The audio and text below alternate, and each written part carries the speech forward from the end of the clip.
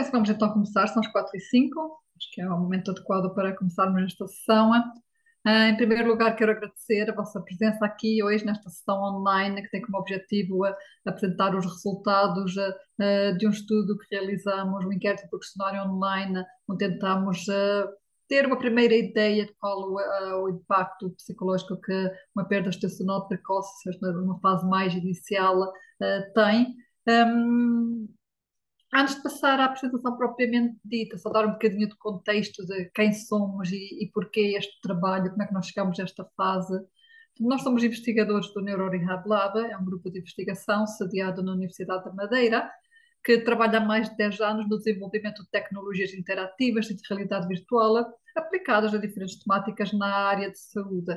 Temos muito trabalho na área da reabilitação motora e cognitiva para o AVC, temos também trabalho de estimulação cognitiva na área das demências, ferramentas para promover a atividade física e a qualidade de vida saudável, uma melhor qualidade de vida em pessoas com mais idade, para a execução de atividade física. E há cerca de 3 ou 4 anos também começamos a explorar um bocadinho temas relacionados com a saúde mental, que é cada vez mais pertinente. É um bocadinho também aqui neste contexto que surge esta ideia de pensarmos algo aplicado à perda estacional precoce, porque realmente quase todos nós conhecemos alguém que passou por isso, ouvimos falar, mas depois, quando se tenta saber mais, abordar a temática, vemos que existe muito pouco trabalho nesta área. E foi uma linha de investigação que nos pareceu interessante abordar, por ser tão pouco explorada e parecer-nos que há realmente essa necessidade. Neste contexto, eu propus uma tese de doutoramento sobre esta temática, o desenvolvimento de uma ferramenta para ser apoiada ao apoio psicológico neste domínio. A Diana Mendes, que está aqui presente e é que vai apresentar os resultados, aceitou esse desafio, ela está a fazer doutoramento nessa temática. Mais ou menos em paralelo, também obtivemos financiamento da FCT através do projeto OVIR, aqui os Pais Coragem participaram, nos têm dado uma ajuda excelente, a qual também agradecemos, que são basicamente são dos projetos que estão indivisíveis, vão mão com mão no outro, porque o objetivo é o mesmo, desenvolver novas ferramentas para apoiar esta área. Ao estar um bocadinho a investigar esta temática, a perceber um bocadinho qual é a realidade nacional, uma das dificuldades que nos deparamos foi encontrar informação em termos de estatística que nos mostrasse, ok, mas qual é o impacto? Há muito pouco trabalho a conseguir. Há alguma literatura internacional, com dados para alguns países, mas realmente não encontramos nada do género aqui em Portugal. Portanto, esse primeiro passo que colocamos como desafio à Diana foi um bocadinho tentar ver se conseguimos ver um bocadinho qual era a realidade nacional. E daí surgiu esta ideia do inquérito por questionário que aqui a Diana liderou. Realizamos esse estudo, analisamos os dados, publicamos na revista Frontiers in Public Health, que devem ter já recebido também essa informação. E agora parecemos que era pertinente, não é? Porque acima de tudo nós não queremos que este projeto, como tantos outros que realizamos, não é? Sejam projetos que ficam aqui na gaveta dos investigadores na universidade e que realmente queremos que os resultados e aquilo que nós retiramos dos estudos cheguem também à população e à comunidade e sentimos um bocadinho esse dever, também agora também não dizer o que é que aconteceu com estes dados e qual foi o resultado desse estudo que realizamos e daí essa a nossa vontade de fazer esta apresentação de divulgação. Antes de passar aqui a palavra à Diana, basicamente, eu ia dizer que quem tivesse questões podiam colocar aqui no chat e depois no final podemos colocar a Diana, mas também se somos um grupo mais reduzido também podem simplesmente no final também falar diretamente, caso queiram fazer alguma dúvida, queiram esclarecer, portanto deixa o vosso critério, podem usar o chat se quiserem para colocar as vossas questões, ou também podem colocar no final. Só aqui como último ponto, agradecer a várias associações e grupos que nos têm ajudado não só a participar em estudos que temos realizado, a divulgar com os vossos utentes, mulheres que participaram também nesses estudos, portanto, aqui uma palavra de apreço aos pais Coragem, à Associação Projeto Artemis, ao Grupo Amor para Além da Lua, à de Aborto, e obviamente todas as mulheres que participaram e homens que passaram por esta experiência e que também divulgaram e que são quem realmente torna este trabalho possível. Sendo assim, passo agora a palavra à Diana, que vai partilhar o ecrã e vai nos fazer então aqui uma breve exposição dos resultados.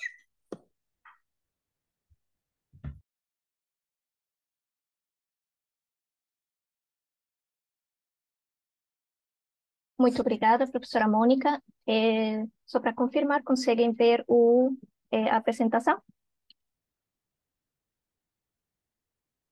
Sim, conseguimos. Perfeito, muito obrigada. Bem, acho que não fica muito para dizer em termos de introdução. O meu nome é Diana Mendes, ok? E junto à professora Mônica Cameirão, professora, doutora Mônica Cameirão, e a doutora Ana Dias da Fonseca, trabalhamos neste estudo sobre o impacto psicológico da perda gestacional precoce em Portugal. Como já mencionou, ou já referiu a minha colega, este estudo foi publicado recentemente em Frontiers in Public Health, um jornal internacional, e teve o financiamento da Madeira Nova Lindsay e da Fundação para a Ciência e a Tecnologia. O que vamos fazer hoje? Primeiramente, vamos começar por falar da nossa motivação e os nossos objetivos como uma equipa, os métodos de investigação que usamos para esta investigação, vamos falar dos resultados, quais são as conclusões que podemos, que resultam dos resultados dos dados obtidos, e vamos falar brevemente das limitações deste trabalho e do trabalho futuro que acreditamos é preciso nesta área. Então, primeiramente, para quem não tem conhecimento, vamos falar do que é a perda gestacional precoce, o que é que estamos a considerar neste estudo, o que consideramos a perda gestacional precoce. Quando falamos de perda gestacional precoce, estamos a falar de uma morte fetal antes da 20ª semana de gestação. Okay? E, segundo estudos internacionais, afeta ou tem afetado entre 15% e 25% das gravidezes confirmadas.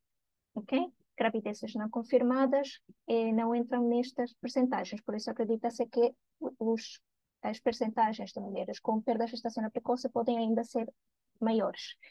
Em termos das consequências, entre as tantas consequências que a perda gestacional pode ter, temos, em alguns casos, é possível ter trauma físico. Em alguns casos, estas mulheres podem sentir emoções muito intensas, como são a culpa, a raiva e a confusão. Sintomas físicos negativos também podem aparecer, como são o estresse, perturbações do sono, perturbações alimentares e sentimentos de luto perinatal. Quando falamos de luto perinatal, falamos de um luto prospectivo, quer dizer, estamos em luto ou a chorar por algo que queríamos e não aconteceu, ok? E, tipicamente, o luto perinatal tem uma resolução até os 6 meses, se bem o bebê nunca é esquecido, faz parte depois da nossa vida, ok? Entretanto, lamentavelmente, diferentes investigações e estudos têm chegado à conclusão que entre 25% e 50% das mulheres que sofrem perda gestacional precoce acabam com respostas de saúde mental negativa. Entre as morbilidades psicológicas mais comuns depois de uma perda gestacional precoce que têm sido identificadas está, por exemplo, o luto, neste caso perinatal, complicado, que acredita-se pode afetar entre 25% e 50% das mulheres que passam por esta situação. O luto complicado está caracterizado por uma angústia emocional após perda, com sentimentos de incredulidade, culpa, vazio, desapego com o mundo e os que o rodeiam, por um tempo, claro, maior a 6 meses. Ok?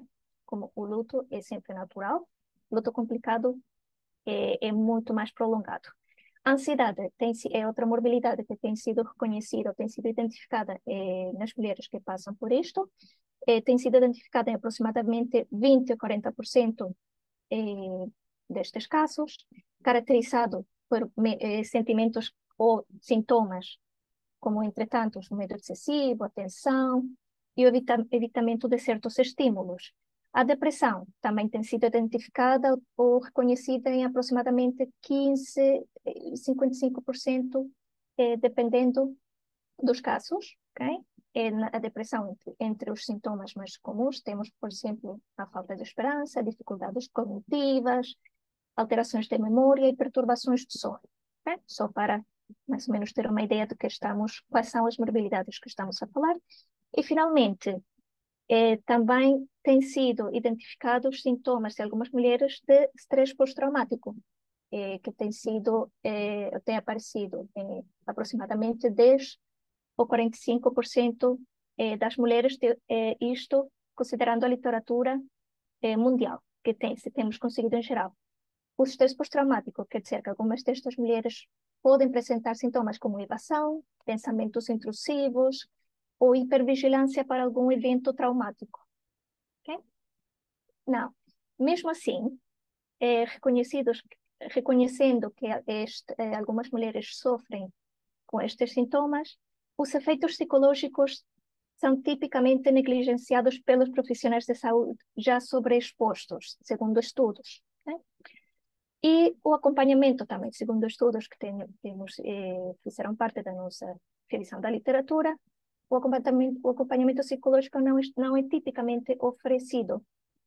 No que se refere a Portugal, nós sabemos que 40% das mortes fetais no 2019 ocorreram antes das 32 semanas de gestação.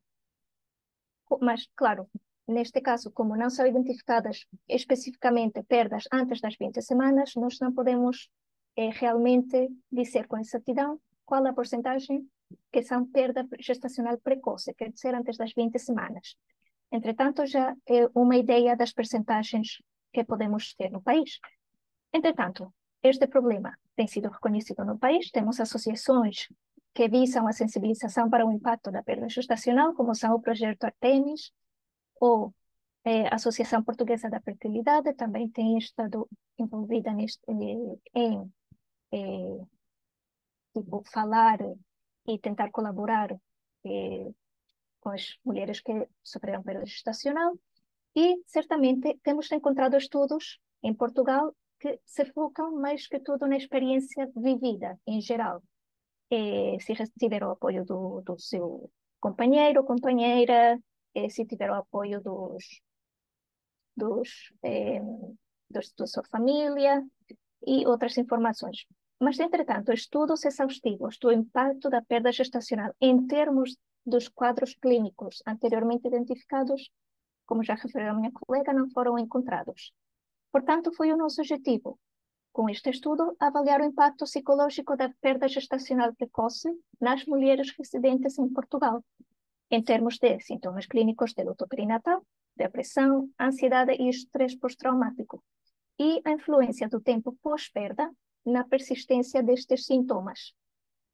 Para isto, nós criamos um inquérito online de autorresposta de aproximadamente 20 minutos. Neste inquérito, nós usamos instrumentos para medir os sintomas associados a quadros clínicos. Entre os instrumentos usados temos a escala de ansiedade e depressão hospitalar, para, claro, medir a sintomatologia depressiva e ansiosa, o Post-Traumatic Stress Disorder Checklist, para medir a sintomatologia de estresse pós-traumático, e a escala de luto perinatal na sua versão reduzida, para medir a sintomatologia clínica de luto perinatal. Este inquérito inclui outras informações, mas com o objetivo de caracterizar a população-alvo, por exemplo, dados sociodemográficos e clínicos, como são a idade, se tem diagnóstico de infertilidade ou não, diagnóstico prévio de doença mental, por exemplo. E também temos informação sobre a perda em si, como, por exemplo, o tipo de gravidez ou a causa clínica da última perda, neste caso. Entre os critérios de inclusão, nós Para este estudo, incluímos mulheres maiores de 18 anos, que fossem residentes em Portugal e que tenham sofrido a sua última perda gestacional tenha sido involuntária e antes das 20 semanas de gestação. Foram excluídas deste estudo aquelas mulheres que sofreram um aborto induzido, quer por motivos médicos ou pessoais. Okay? Em termos gerais, temos, por alguma razão não aparece o título, mas temos 873 mulheres foram incluídas neste estudo, se bem 1.015 responderam, depois de verificar critérios de inclusão e exclusão, 873 pessoas ou respostas foram validadas. Todos os distritos foram representados neste caso. Temos, neste caso, que numa maioria pertencem ao Distrito de Lisboa, 24,7%, e a segunda maior percentagem, de 16,7%, são residentes no Porto, com menores percentagens nos outros distritos, incluídas as ilhas, os arquipélagos. Peço desculpas. A idade média da nossa população foi de 36 anos, quer dizer, tínhamos mulheres entre os 21 e os 57 anos, em sua maioria não migrantes e, em sua maioria, branco-português.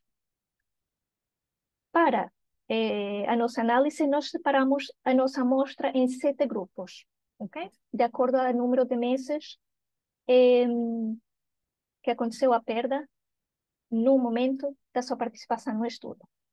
Vimos que uma maioria, 53% da nossa amostra, sofreu a perda um ano ou menos, um ano ou antes da sua participação. E o segundo grupo de importância no sentido de quantidade, ok? Vemos que 24% sofreram perdas, a sua última perda gestacional, desculpa, há mais de 3 anos e 37 meses. Okay? Em termos dos nossos resultados, depois de uma análise estatística, nós conseguimos ver que em termos da sintomatologia de luto perinatal, entre 14% e 48% das mulheres que sofreram perda gestacional apresentaram sintomas clínicos de luto perinatal. Quando falamos de sintomas clínicos de luto perinatal, quer dizer que a pontuação obtida no instrumento foi maior ao que deveria, ou que seria o normal. Okay? Vemos que uma maioria destas mulheres, podemos ver uma grande percentagem, por exemplo, no primeiro mês, em mulheres que sofreram a perda há um mês antes da sua participação, e há diferenças significativas entre os grupos. Isto que quer dizer que realmente há uma redução significativa nos grupos com perdas mais antigas. Mesmo assim, não podemos ignorar o facto que quase um quarto das mulheres que sofreram perda há mais de 3 anos apresenta sintomas clínicos de luto perinatal. Em termos de sintomatologia ansiosa, vemos que entre 52% e 65% apresentaram sintomas de ansiedade. Neste caso, contrário ao que aconteceu anteriormente com o luto perinatal, não há diferenças significativas, quer dizer, não há uma redução gradual nos outros grupos com perdas mais antigas.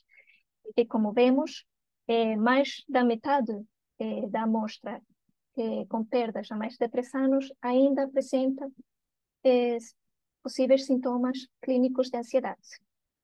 Em termos de sintomatologia depressiva, entre 23% e 40% apresentou sintomas de depressão.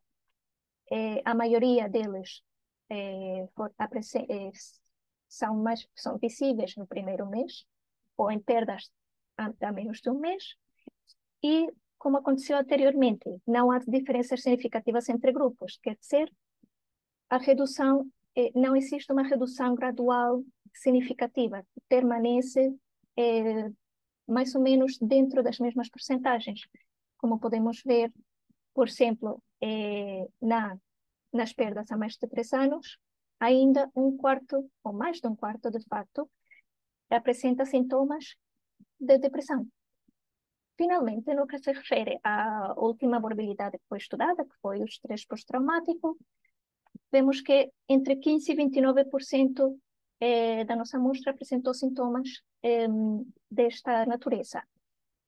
Neste caso, as diferenças são significativas, quer dizer que realmente é uma tendência à redução significativa destes sintomas ao longo do tempo.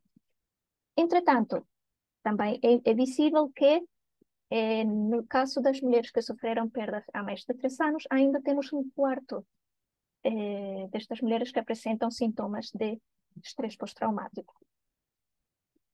Como conclusão, o que podemos concluir com isto? Que vemos que há uma maior incidência em todas as morbilidades, em todos os sintomas, no primeiro mês, o que é realmente natural. Há uma redução gradual, efetivamente, da frequência de sintomas de luto perinatal complicado e estresse pós-traumático, o que não acontece com ansiedade e depressão, ou, em outras palavras, sintomas de ansiedade e depressão.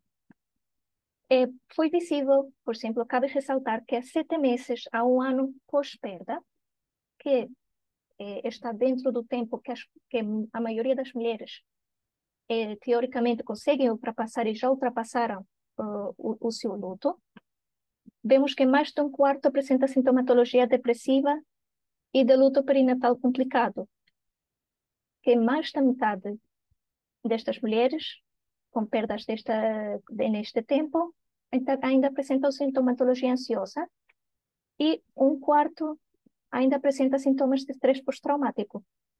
E, como conseguimos ver, entre 15% e 50% das mulheres com perda há mais de 3 anos ainda apresentam sintomas de todas estas morbilidades. Portanto, acho que é importante não ignorar estes números. E conseguimos ver também um leve aumento da incidência da depressão em perdas há 7 e 12 meses e de luto perinatal e ansiedade nas perdas que ocorreram entre 1 e 24 meses. O que isto implica? Algumas das conclusões que também podemos agregar é que vemos que a sintomatologia ansiosa tem maior morbilidade e intensidade do que a depressiva, okay? Que também tem sido visto em outros estudos mundialmente. Existe um possível efeito aniversário na sintomatologia de luto perinatal, depressão e ansiedade. O que quer dizer isto? Que é muito possível que mulheres que estão perto à data em que o seu filho de ter nascido teria 1 ano, começam a um leve aumento da incidência de sintomas destas morbilidades.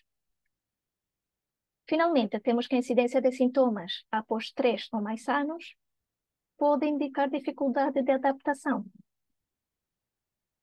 Agora, o que é preciso considerar que há muitos fatores que podem influenciar estas respostas negativas, mesmo que não foram estudados ou analisados neste manuscrito. Okay? Por exemplo, o fator da causa da perda ser desconhecida costuma aumentar o estresse ou a preocupação destas mulheres. O contexto da perda também pode ter uma influência considerável, como são o apoio social, a satisfação com a abordagem médica, por exemplo, a história clínica do casal, tanto do pai como o não gestante. Eu esqueci a palavra, mas tanto a mãe como o pai. Por exemplo, se há um diagnóstico prévio de infertilidade ou se tem um diagnóstico prévio de doença mental, isto também pode influir na maior ou menor morbilidade. Depois, temos que considerar, especialmente nas perdas que aconteceram entre o 2020 e o 2022, que estas perdas aconteceram dentro do contexto da pandemia do Covid-19. Referente a isto, podemos esperar que isto causou elevados níveis de solidão e depressão, que podem também ter presença ou ter influído estes resultados. E também devemos considerar que é possível que algumas destas mulheres que sofreram perdas nesta altura tiveram que sofrer também a perda de outros entes queridos, ok? Aumentando assim a quantidade ou o número de sintomas.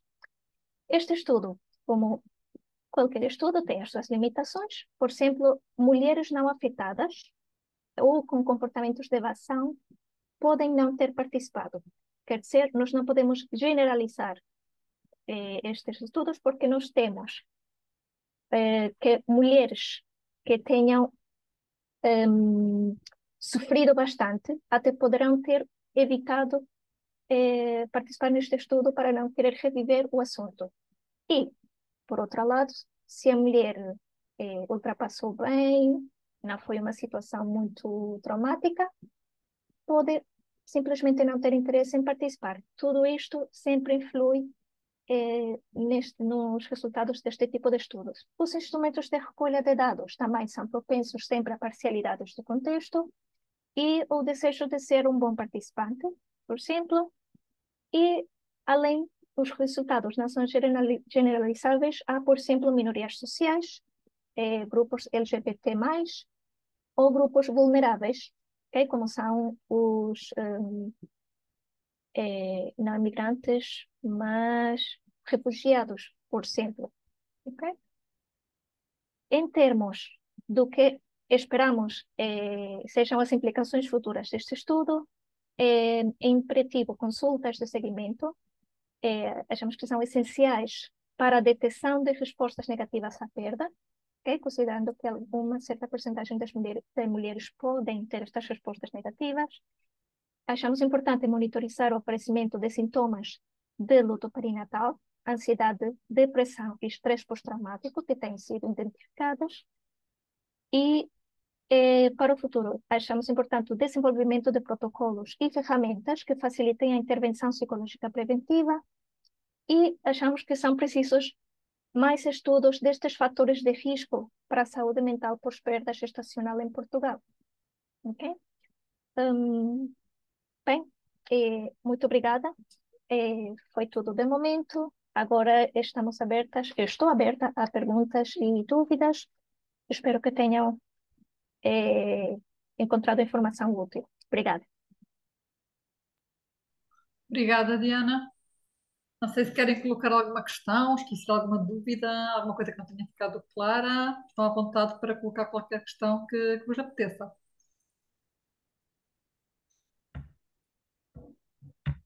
Eu ia só agradecer realmente o conteúdo do estudo e até mesmo a sua utilidade para o futuro.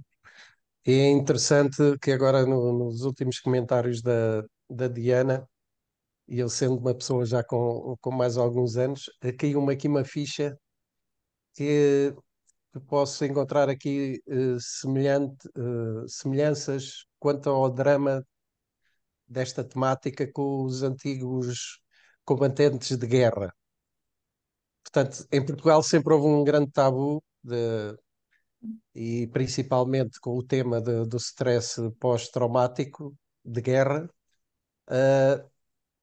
em que houve sempre a tentativa social de camuflar todo o processo e ao fim de 50 anos não existe realmente uma noção da realidade de como essas pessoas que foram envolvidas e que se conhece o drama porque tocou várias famílias aos milhares, não é?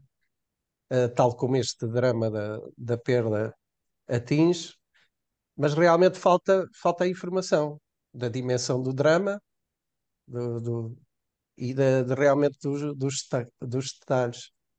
Portanto, julgo que tem toda, tem toda a utilidade um estudo desta natureza e que realmente pode, até mesmo para nós, quanto Associação Pais Coragem, vai ser extremamente útil para termos também mais alguns elementos para podermos trabalhar tanto na prevenção como depois na prática de ajudar os casais envolvidos.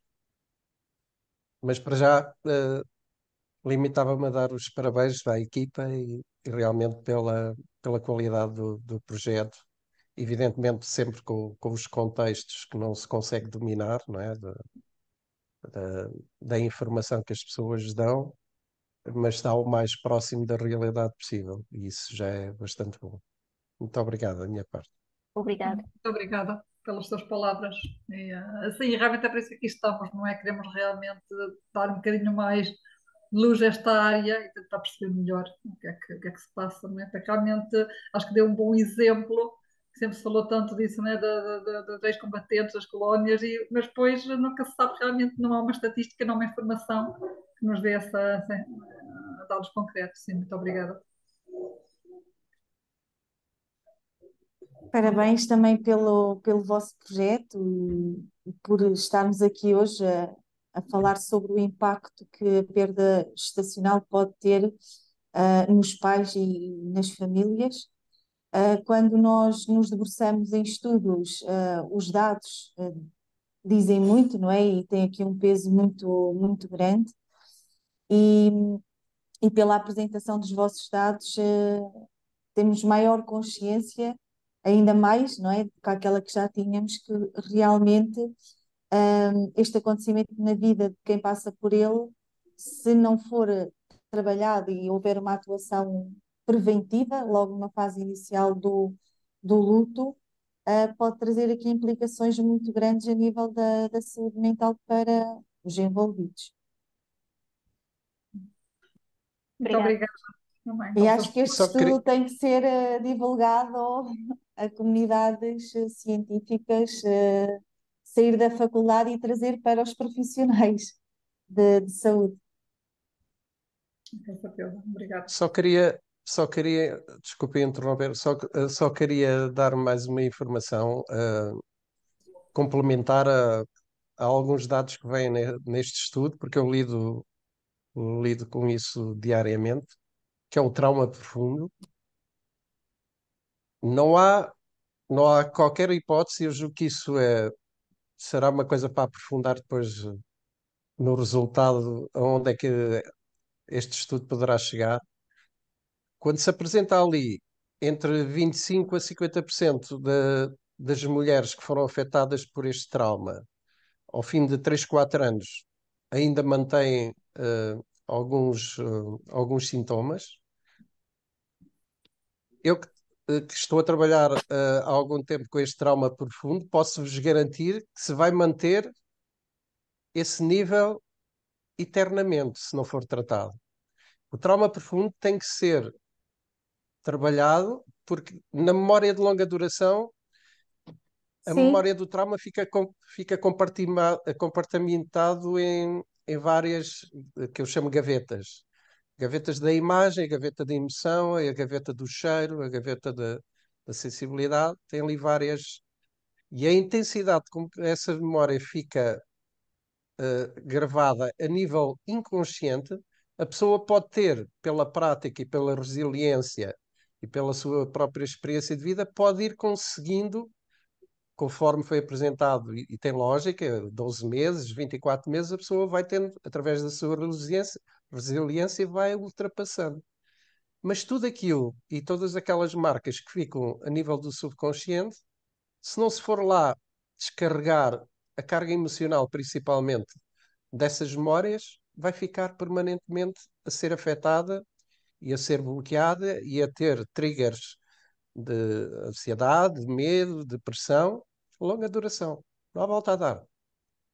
Portanto, isto só para reforçar que aqueles elementos que aparecem ali, 25 a 50% das mulheres, ao fim de 3 4 anos, ainda aparecem com esses sintomas, e nós, e a Leonor, por exemplo, tem vários reportes dessa condição, que são várias mulheres que se têm aproximado do projeto Pais Coragem com perdas há 30 anos.